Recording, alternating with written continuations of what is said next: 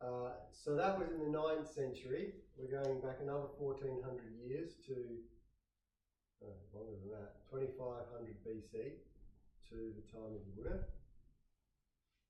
And the Buddha also tried to teach emptiness. In fact, this is where it came from. But he did so more in a manner of, he tried to describe what emptiness is. And then sort of you get a feeling of it and then you sort of sink into what emptiness is. Rather than finding the self and then trying to delete the self or finding how it doesn't exist, he described 3 characteristics that all phenomena have, which if you contemplate these 3, and they're called the 3 characteristics, if you contemplate these 3 characteristics deeply, then you will get an ever-deepening sense of the emptiness of all things, particularly the self. All right, and the 3 characteristics are impermanence, anicca, suffering or unsatisfactoriness, which is dukkha, and selflessness, which is anatta. So we're going to discuss the first one now, or first 2 actually, impermanence and dukkha now. And then we'll go on after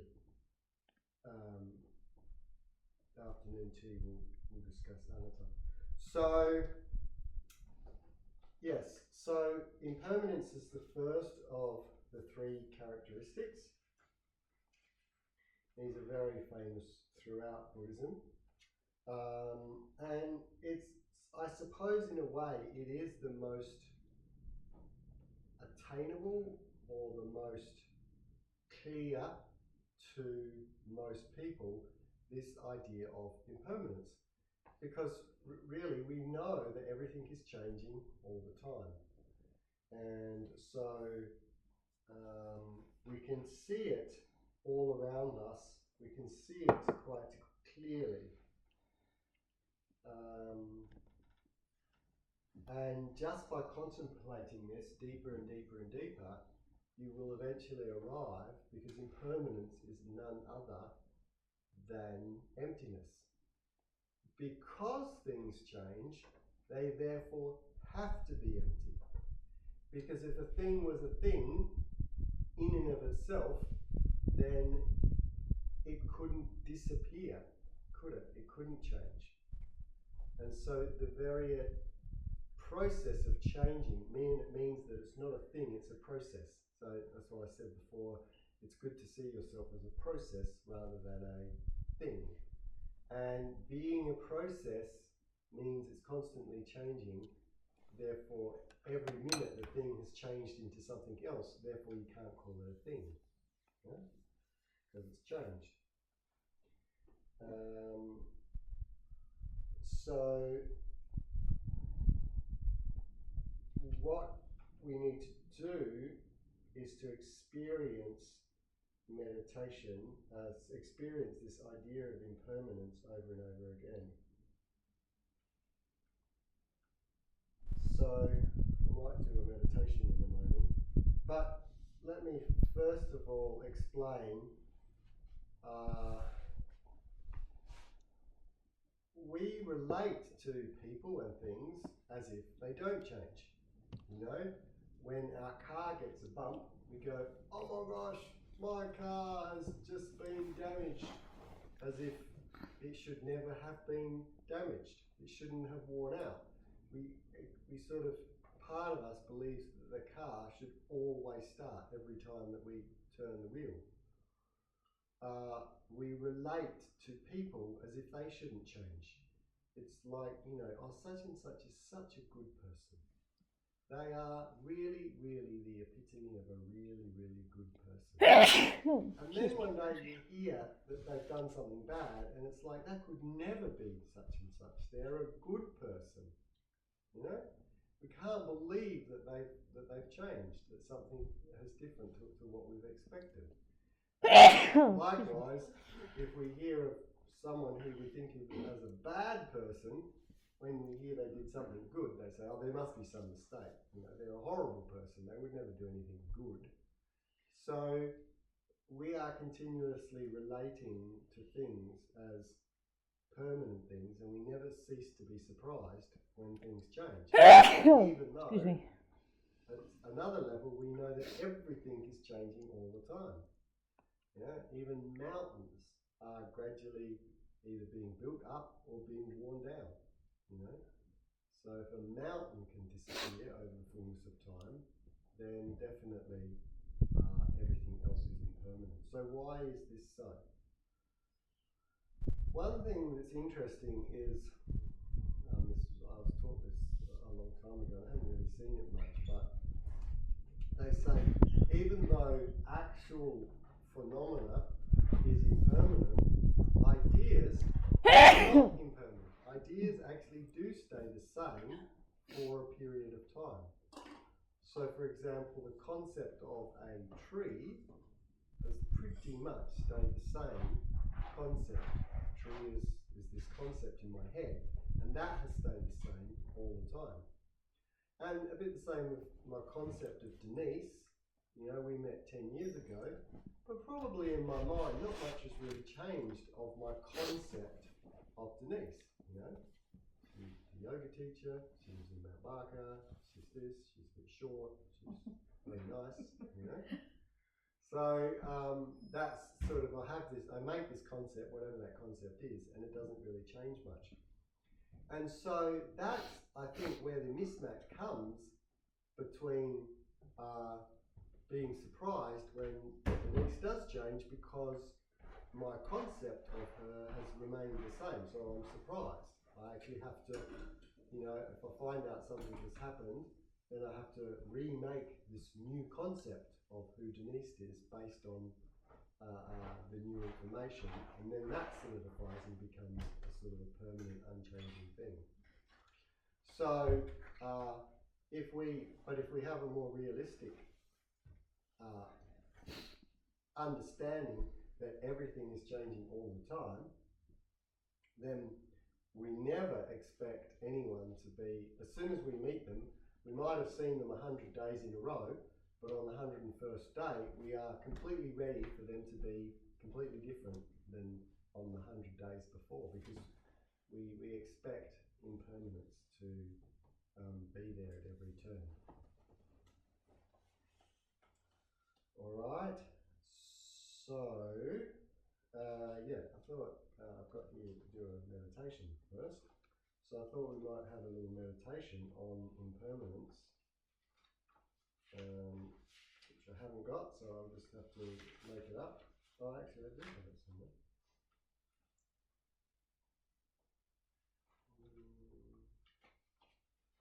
Anyway, I know it pretty well, so I don't really know if I haven't got it.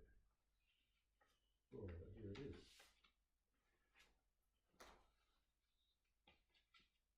Alright, so if you want to stay there, that's fine, but if you want to sort of sit up a little bit more, you can.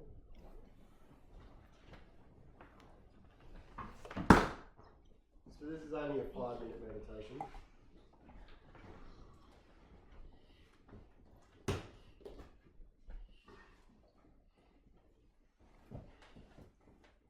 So first of all, just allow your mind to be aware of all that is around you, and then bring your mind into your body. Be aware of your body.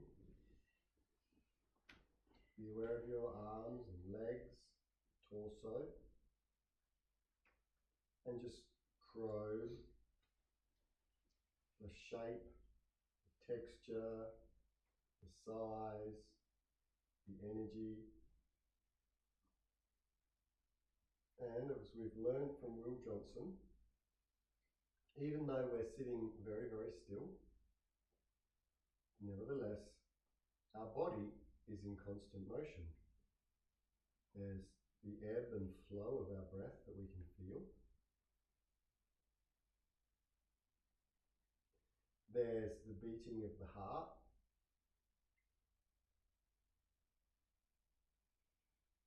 There's nervous impulses that we can sort of feel around our body. So all of that is quite tangible. But we know, and we can be aware of at a more subtle level, that everything is moving all the time. So even at the cellular level, cells are being born, they're growing, they're reproducing, and they're dying. In fact, what is absolutely stunning is that we are replacing our body every few months. So most of our body is replaced within 3 months. Probably just our bones and a few other things are the same, but all the cells in our body are replaced every few months. Some parts of our digestion are being replaced every few hours or days.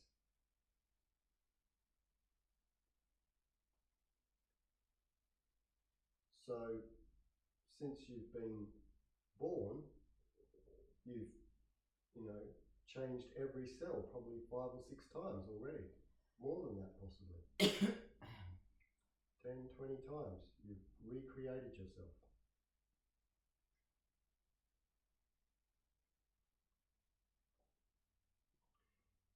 So just be aware of these ever-changing forms.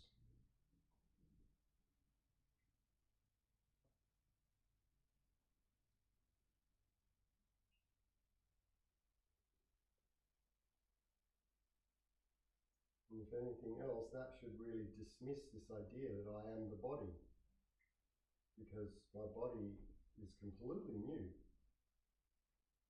since, 3 or 4 months ago.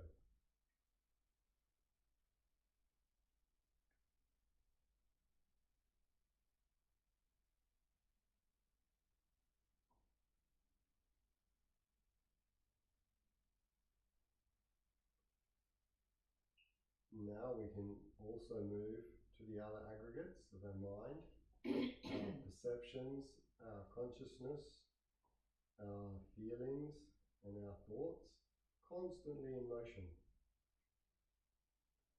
Ideas, plans for the future, memories of the past, feelings, all flashing through our mind constantly.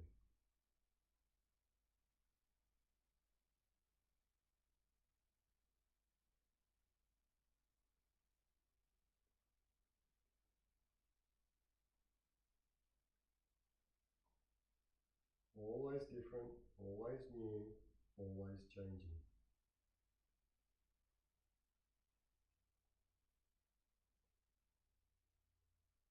What's important here is this kind of, I guess it's a bit of an unsettling feeling, but it's also liberating to know that we're changing all the time. So it's totally okay to change. You don't have to be the same person that you always were.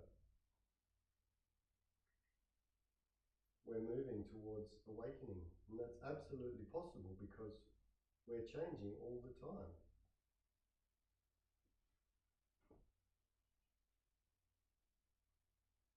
Now consider the world outside of your body.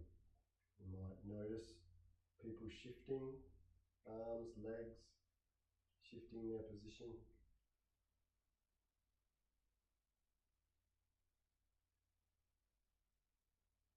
And we can be aware of the walls and the floors. And while, again, from our point of view, they seem still, they are also constantly moving.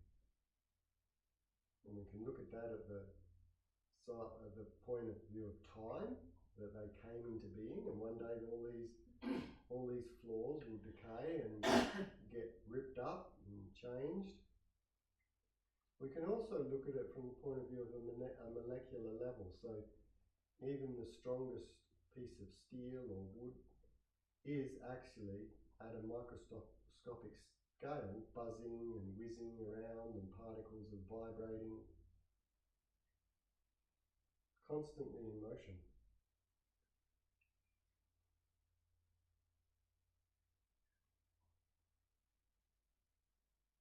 Now expand out to this whole area. Kangaroos jumping around, like I said, the hills and mountains have been here for thousands or tens of thousands of years, but actually they are moving all the time. They're changing all the time. Erosion tears the mountains down. Earth movement builds them back up again.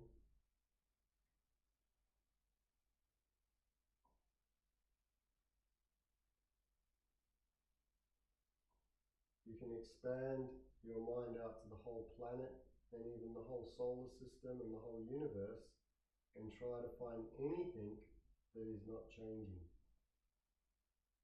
that is not subject to change.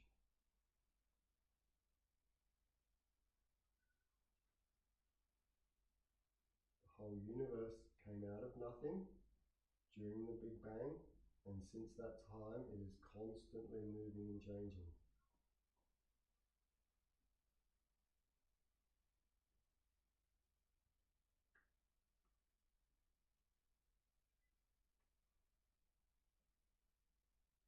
Okay, and now we have a feeling of impermanence. We can actually use it when we experience dukkha. So think possibly of a problem that has been causing you some dukkha.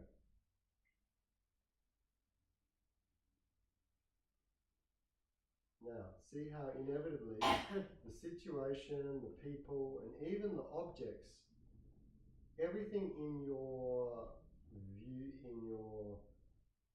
view of the problem, the people, everything, will disappear in the fullness of time. Whatever scene you've created in your head as that's my problem, everything there will disappear, everything.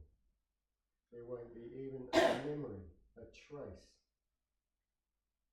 Given enough time, it will all go. Because everything is forming and disintegrating and then reforming again and again and again.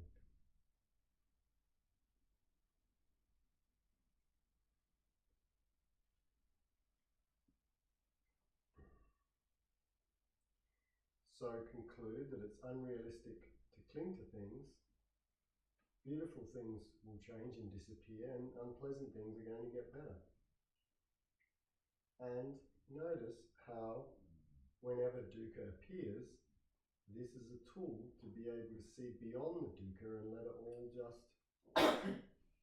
disappear into the vastness of time.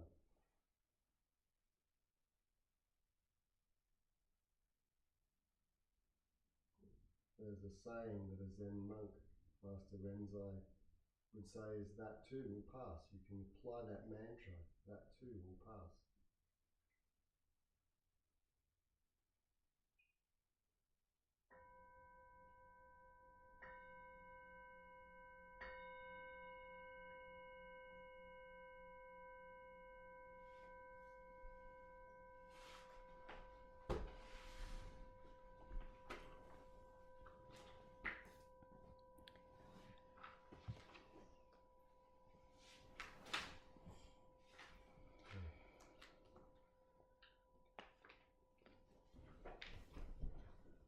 Alright, so any feedback on that meditation?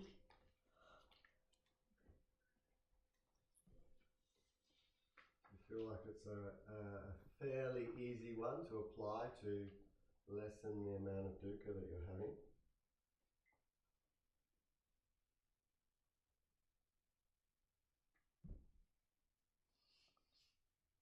So, again, when you're going out about around over the day, of noticing when you're selfing and when you're not selfing, that again is impermanence. So you can broaden that out and see how everything is impermanent. How moods come and go, how energy levels come and go, how food comes and goes, everything. So everything is coming and going all the time. Teachings come and go the whole weekend. We're halfway through the weekend, it's coming and going. And just really settle into that and be okay with that. It's totally okay. Things come and go.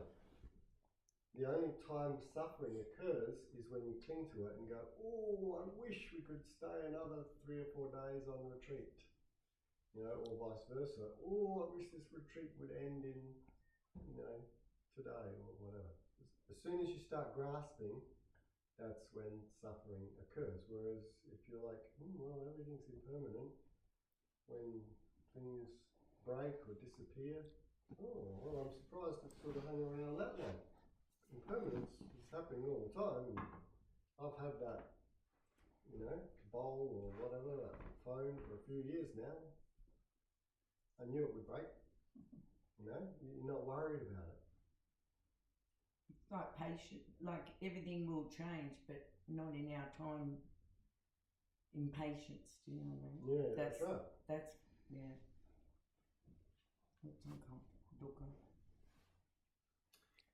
So we need to be aware of impermanence on a large scale, medium scale, but even a very, very small scale. So if the more sensitive you are, you notice that things are impermanent on a moment-to-moment basis. Like for example, this sound, it comes into being and it disappears, but even within the sound, you can hear.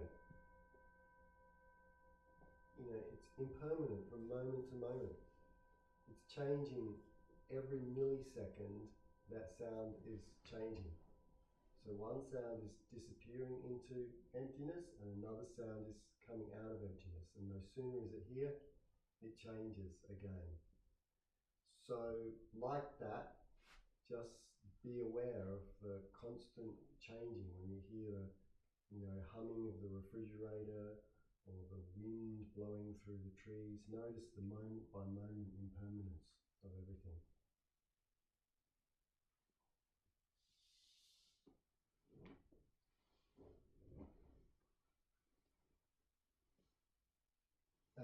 And then again, it's good to always concentrate on the aggregates. So notice the body changing all moment by moment, hour by hour, day by day, year by year. So the aggregates are changing, consciousness is changing, perceptions are always changing, thoughts are always changing, and feelings are always changing. When we do feel dukkha, notice that the dukkha changes. So notice when it's too cold or too hot, it's pretty hot, I feel hot. But if you're really sensitive, you'll feel it like, oh, I feel hot. Now I feel okay. Oh, I feel hot again. Oh, I feel okay again now.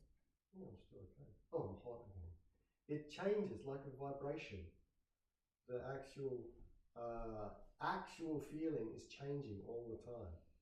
But we don't notice that. We just sort of, we feel hot one moment and then we have this idea and then we label ourselves as, I'm hot. And then that's it. You don't notice moment by moment. I was out there and I noticed the flies were buzzing around me. But when I really looked at it, they were landing, flying away. A little bit later, they'd land again, fly away. So it wasn't constant, and yet we would tend to go, these flies are such a big problem. But they're only a problem maybe 10% of the time. The rest of the time is fine. But we don't notice that 90%. So just all the time, that's impermanent. Oh, that's impermanent. Oh, that's not as bad as we thought because it's coming and going. Sitting with a pain in the knee. Oh, I've got a pain. I can't sit in meditation. If you look carefully, it's like this the whole time. It's changing, 1 minute it's bad, next minute you can't feel it. Next minute it's bad, next minute you can't feel it. So like that, good, bad, medium. And it makes dukkha easier to deal with when you realise it's not around all the time.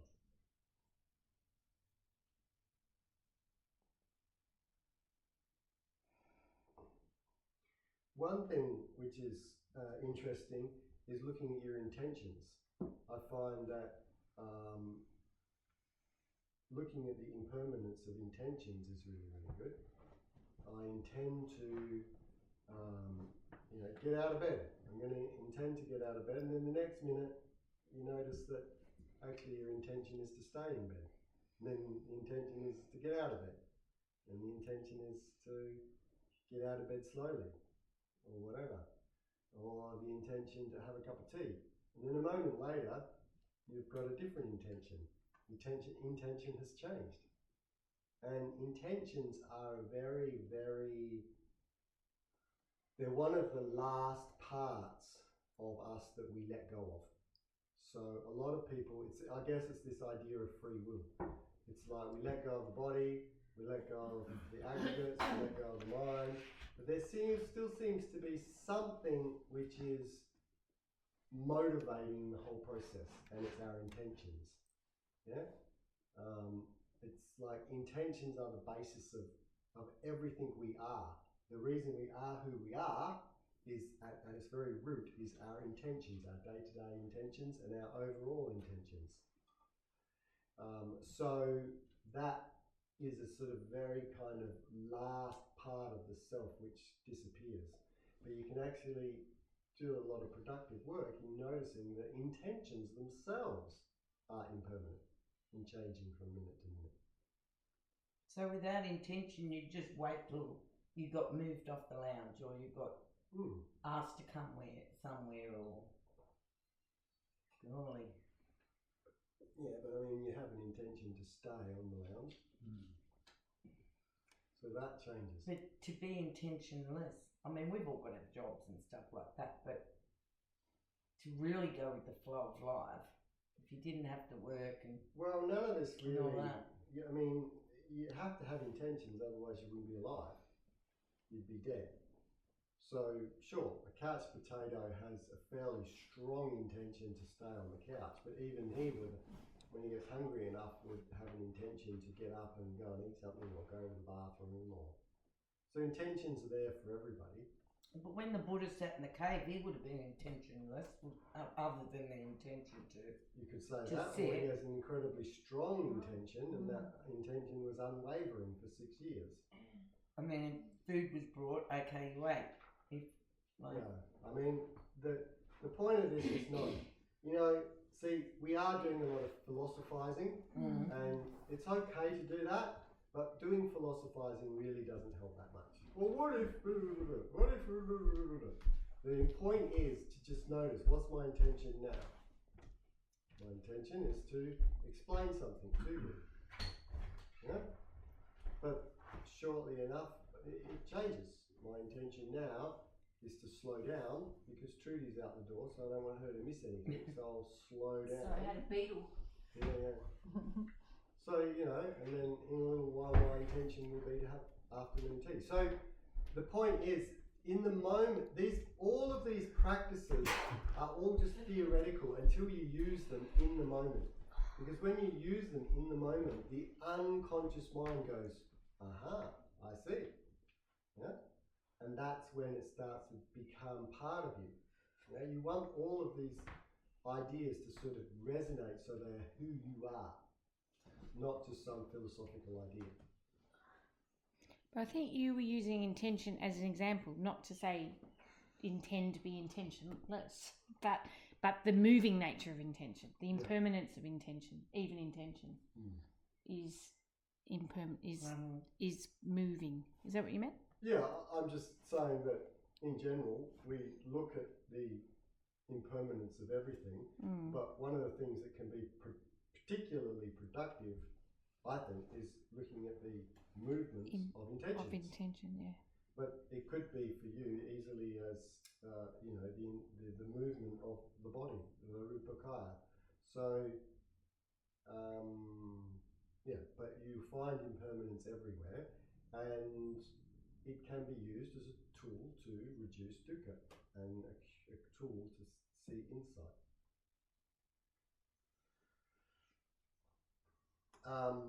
But the other thing which impermanence sort of lends itself to is this idea of the vastness of time. When you consider that, you know, the universe has been around for 14.7 billion years. We are around for 100 years, less than 100 years, and then the universe has still got, you know, maybe 50 or 100 billion years of life left. It really is quite, you know. I was thinking of the yugas, because that's a long time frame. Epochs, yeah. Yeah. So you can think of the flash in time that we are alive is just so minuscule. And everything that changes in our lifetime, it's enormous, and yet it's been going on for that long. Everything is so impermanent, so impermanent.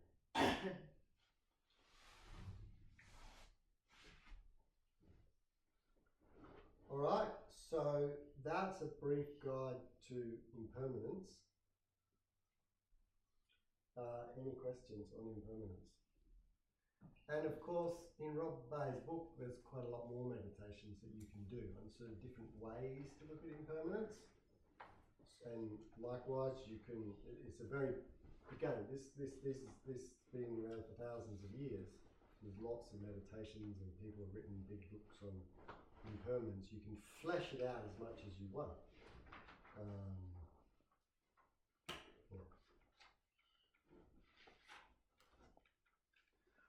All right, so the next of the three characteristics is dukkha. And dukkha is unsatisfactoriness or suffering.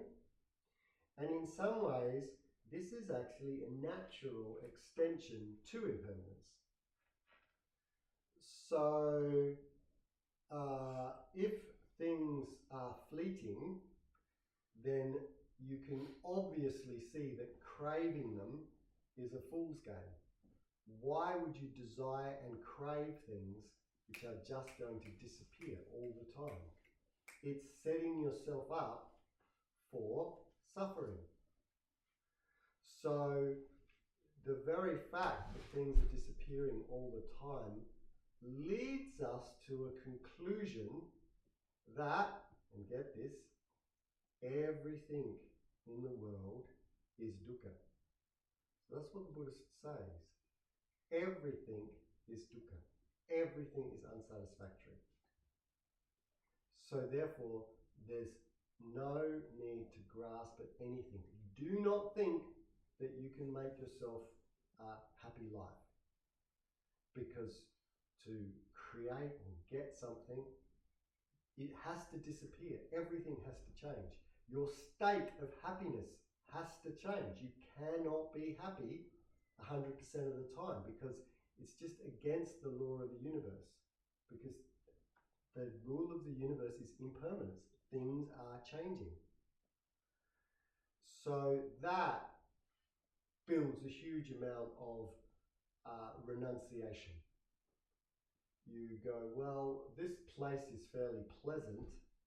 You know, I quite like being here, but really, why would I want to be here when the whole thing is just going to disappear? It's going to break, things are going to break, I'm going to have to fix stuff. It's only going to create dukkha. You know, why would I even want to be in this body why would I want to associate with this body when it's just going to get old and it's going to get sick? You know, and when it does get sick, it's like, well, I knew it was going to get sick. That's what bodies do. They get sick and they die. So everything is dukkha. It's sort of a bit of a, not a really nice way to look at things, is it? So, you know, some people even say, I don't want to listen to Buddhism, they're so pessimistic. There's nothing that will make you happy. Okay? And in fact, in a way, I wouldn't even give these teachings, if there wasn't a happy ending, so to speak. Because the truth is, if you can let go of expecting things to make you happy, then you can go into a state of calmness which self-manifests happiness. Okay? It self-manifests bliss. It self-manifests joy. But the thing that blocks us is thinking, well, if I only have that, I will be happy. If only I could live in a place like this, then I would be happy, because I hate my little unit, or I hate my whatever. Or if my partner would only be this way, then I would be happy. And while we cling to that, we never let the joy and happiness that is within us come to the fore, because we're holding ourselves for 2 years in the future when we think we'll be able to get that particular thing. And so this is where craving comes in. And craving is causing us not to feel those happiness. Now, interestingly enough, if we look at dukkha deeper, we actually see that the problem is not actually the thing itself. You know, this is impermanent, but its impermanence isn't causing me dukkha. It's the craving for it to exist. And it's the craving which is causing the dukkha. So it's not a problem to live in a world that's always changing, as long as you don't expect it to stay the same. Or crave it to change. Or crave it to change. Or crave it not to change. Yeah, or crave it not to change. Now, if you meditate on this, or if you're very observant, you'll notice the contraction that comes with craving. So if someone, and people would never do this, but let's say someone bought a block of chocolate and put chocolate up there, we would go, ooh, I like that. And so, you know, we would crave it. But if you notice it, it's the actual craving itself which is causing a contraction, because the mind shrinks around. In the future, in 10 minutes, a minute, if I go up there and have a piece, it will make me happy. Okay? So the craving itself is causing the contraction.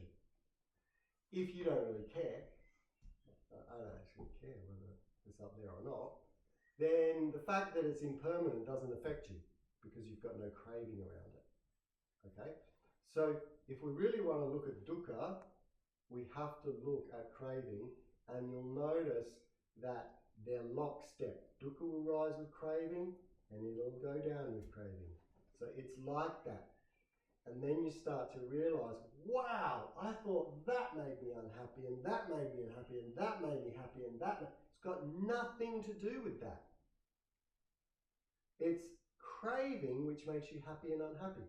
So you would say, well, it seems like when I pay $10,000 and go on a holiday to Hawaii or Japan or whatever, it seems like when I'm lying on the beach, I'm happy. So it seems like pleasure brings me happiness, doesn't it?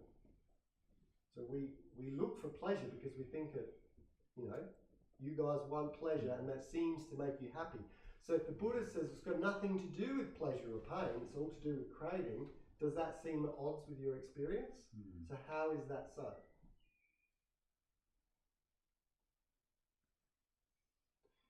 Because the truth is, when you get pleasure, then your mind says, I've got everything that I need now. Contentment. And so you get contentment, and then the craving goes down. But when you get pain, you say, I wish things were other than they were, and so the craving comes up. But if you could get rid of craving, you would be just as happy in a situation where there is dukkha, where there is pain. So there would be no dukkha even though there's pain. So dukkha vedana is not a problem if you don't crave Sukha Vedana.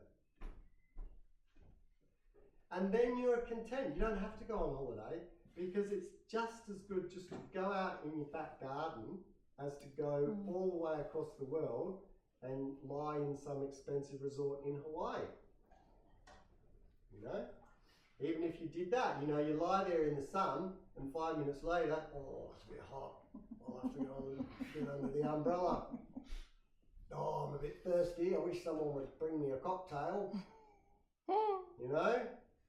Oh, the cocktail's too sweet. I wish it wasn't. You know, there's always Dukkha Vedana, and no matter where you are, because Dukkha Vedana has nothing to do with pleasure or pain or luxury or anything like that. It has to do, or dukkha itself, suffering, it has to do with craving. It's lockstep with craving. So notice the craving, and you'll notice that always with dukkha, there is the craving.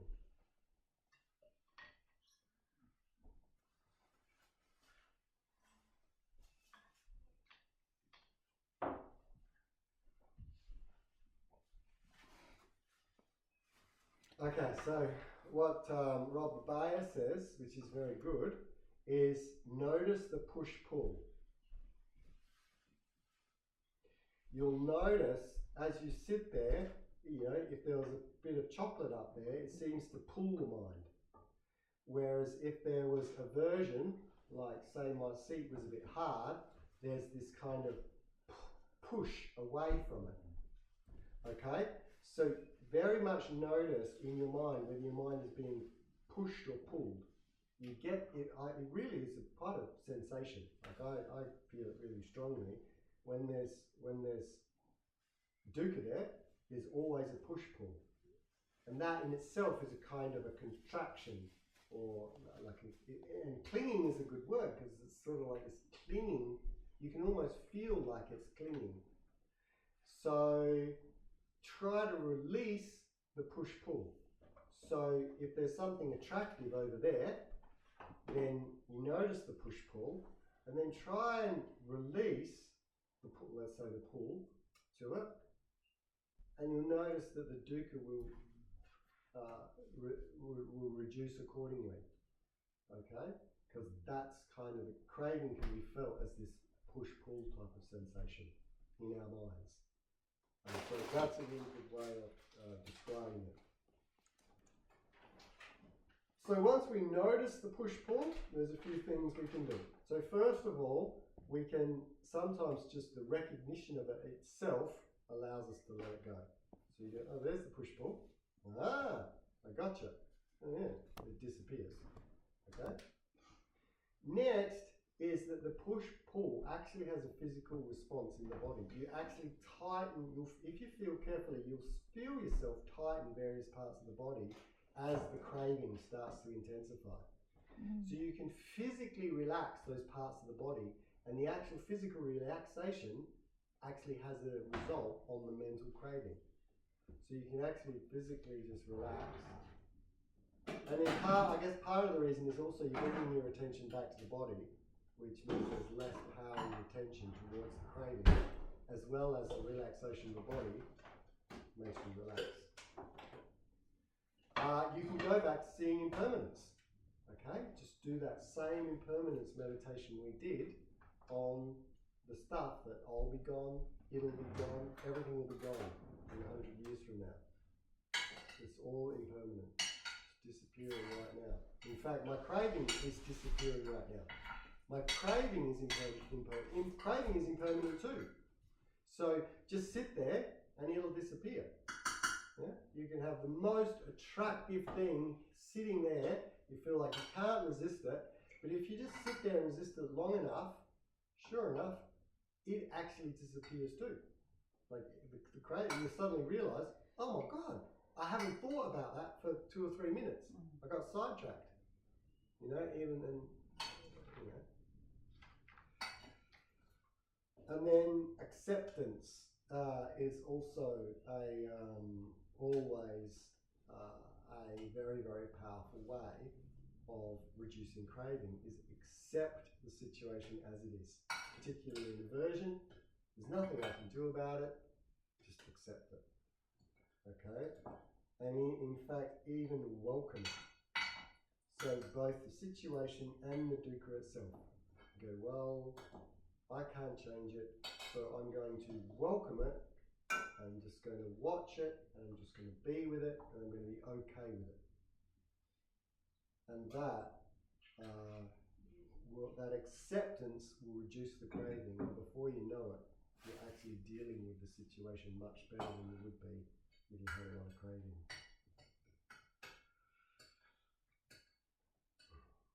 So this doesn't mean accepting it and getting dragged off into the situation. Sort of going, well, that person was horrible to me, nothing I can do about it, I might as well accept it. He can be horrible to me tomorrow, in fact tomorrow he's probably going to do this. And so you sort of the accepting this then goes into thought. So you accept it, and you just drop it. Yeah? So if you're in meditation and you have tiredness, I can't meditate, my eyes are closing, I can't, Peter's voice is going all blurry. You accept it. It's true, that's how it is. And then at least you don't feel bad about yourself. But it doesn't mean, accepting it doesn't mean, well, I'll accept it and I'll get into it. Well, unless you want to, but then you sort of, no, accept it, but if there is something you can do, then I think I'll stand up and that'll wake me up. And I'll listen standing up.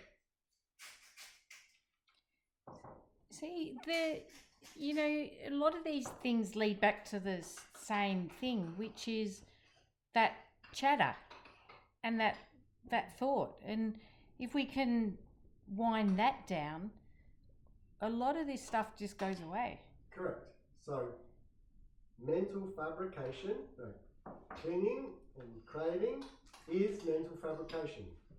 Mental fabrication is contraction, and contraction is dukkha. So they are synonymous with each other. And, the opposite is also true. When there's a letting go, when there's freedom, there's joy. When there's joy, there's calmness. When there's calmness, there's no mental fabrication. And when there's no mental fabrication, there's sukha. So it comes back to this disharmony loop and the harmony loop. Okay? You've got to get yourself out of those loops.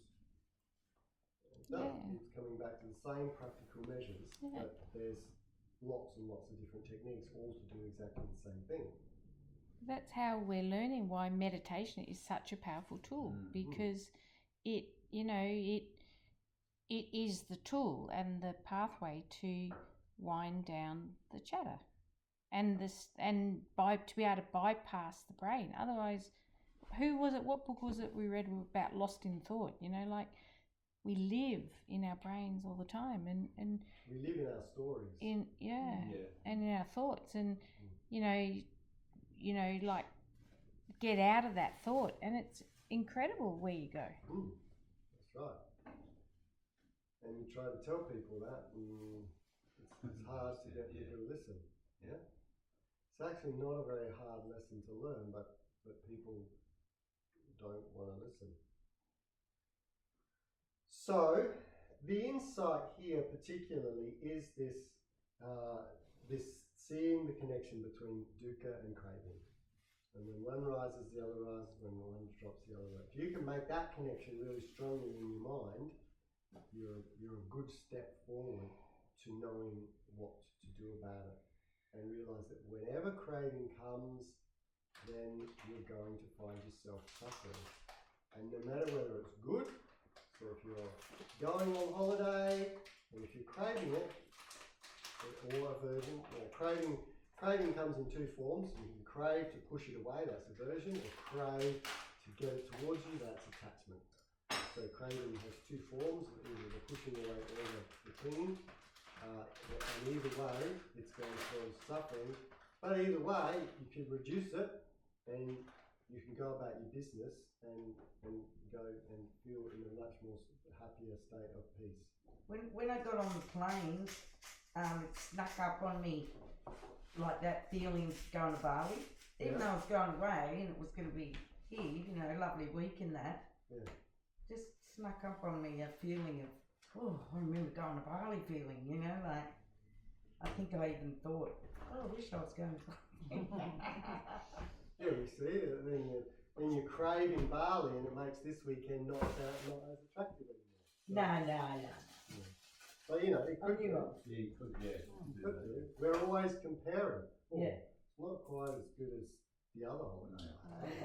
You know, this meditation's not quite as good as the one I had this morning. As soon as you do that comparing, aversion comes up and negative feeling, you go straight into the negative one. I wish, like this meditation I'm going, well, I wish it was like yesterday when I was so focused, Yeah. and craving for that, and you get Yeah. upset in the moment instead of just letting it be and go, oh, it's impermanent, it might come good, or Exactly. it's just, Yeah. No expectations. no expectations, But if you 100% got the impermanence, then that would never be a problem. Exactly. Well, if you 100% get any of these, any of those, then nothing is a problem. So they're all gateways to the same result, nirvana. Same holiday destination. All right, we'll finish it there and we'll have some afternoon tea.